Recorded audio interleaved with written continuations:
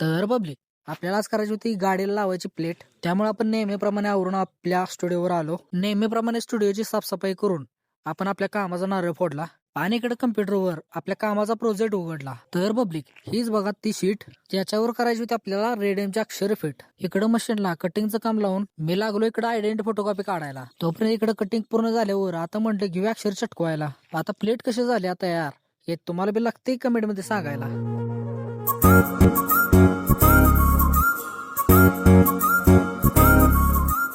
कंपोजिटची plate तयार करून एक टाटा जिपचं रेडियमचं काम आपण पूर्ण केलं आणि गाडी मालकाला क्वालिटी काम देऊन खुश करूनच घरी घालवलं. रेडियमची कामं पूर्ण करून आता म्हणलं डिझाईनच्या कामाला हात घालूया. झटपट पटापट म्हणत डिझाईनची कामं उरकून टाकली आणि दुकान बंद करून मी लगेच कडेगावची वाट धरली. कडेगावात आपल्या मित्रानं एक छोटीशी सुरुवात केली होती. त्याला सदिच्छा भेट देण्यासाठी आपण कडेगावला आलो होतो. तर मित्रांनो कडेगाव मध्ये कुसुम फर्निचरच्या शेजारी झाला आहे विघ्नहर्ता ऑटो वर्कशॉप. तर पब्लिक तुम्हाला तुमच्या गाडीचं काम करायचं असेल तर आपल्या भावाच्या गॅरेजला एकदा अवश्य भेट द्या. आपल्या भावाला नवीन वाटचालीच्या शुभेच्छा देऊन आता म्हटलं आपण निघूया आपल्या घराकडे. तर पब्लिक आजच्या ब्लॉग मध्ये एवढंच. भेटू पुन्हा एकदा नवीन ब्लॉग नवीन टॉपिक सोबत.